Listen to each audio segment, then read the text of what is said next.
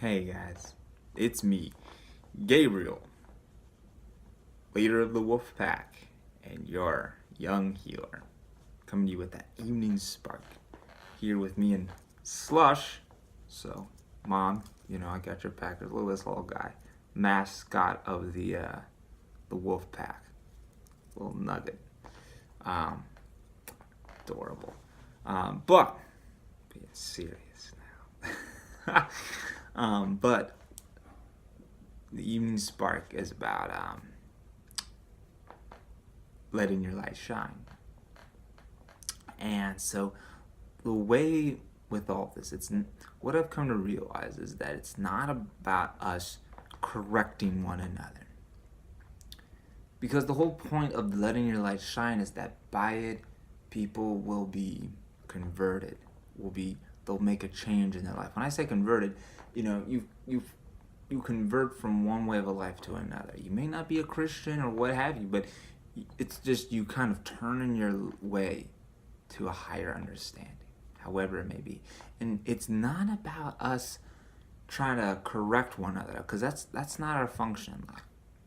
It's a mistaken understanding of what we're supposed to do.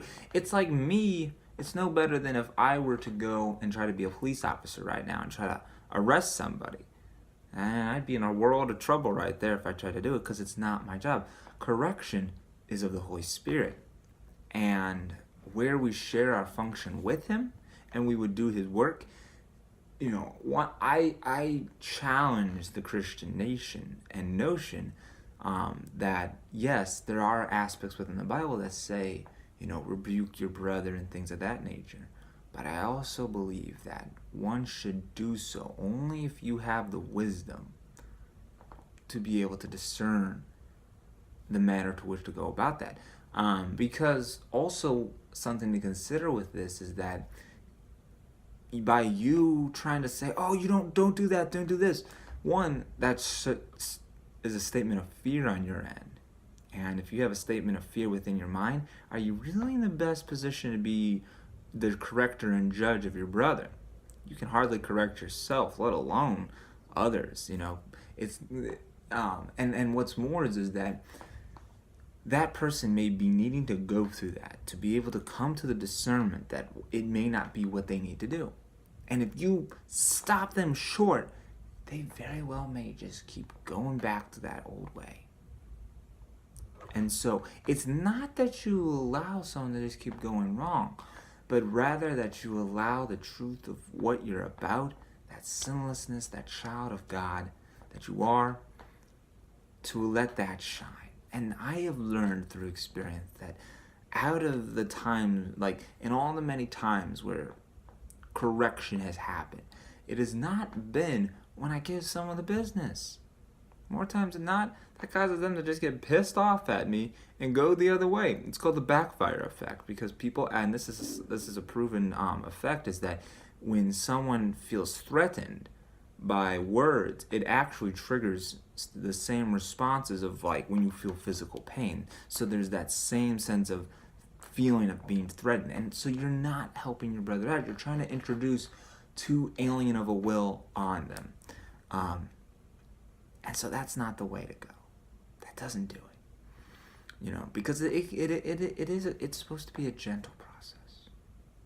And it is of the Holy Spirit that will do that. It says in James that there is one judge, that being, Jesus, the Lord. Who are we to judge our brother? Even Jesus talks about, judge not lest ye be judged.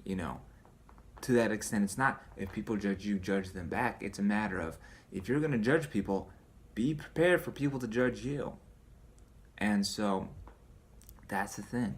It's not unto us to judge one another. It's not unto us to try to change one another, but to accept them where they're at. Because unto the Christian that would say, oh, I'm here to accept them where they're at. No, I think a lot of Christians are willing to accept someone so long as they are as they would want them to be. Because what if that person, for whatever reason, decides to still go down that way of darkness? Can you still accept them as they are? Or will you eventually run out of patience? So I think we have to be willing to re-examine the situation.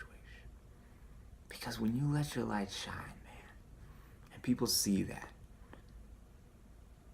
that does the work. They see that, man. They will be attracted to that light because of it being pure and lovely. Proclaim the truth. Something that I've done that it seems to work is whenever I dealt with a brother who's acting in a way that maybe they shouldn't be, I don't go about saying all the things that they're doing wrong. At least when I'm doing this properly. When I'm acting a fool and trying to do the Holy Spirit's job, yeah, I find myself in a bunch of nonsense too. But when it works right, I try to help them see the utility of the other way, not shaming them for their way, but saying, this is what's worked for me at the very least. You kind of at least show that.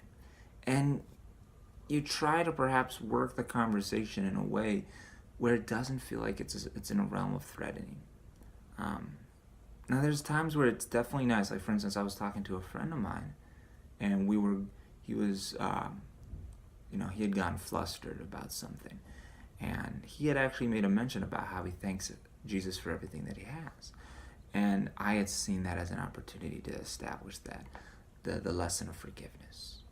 That if you value the love of what Jesus has given, then forgiveness should be a reasonable thing that we can go forward with that. I didn't shame him necessarily for that, what he had done prior, but rather that I was able to show, hey, this is the truth. It is what it is. It doesn't need to be defended.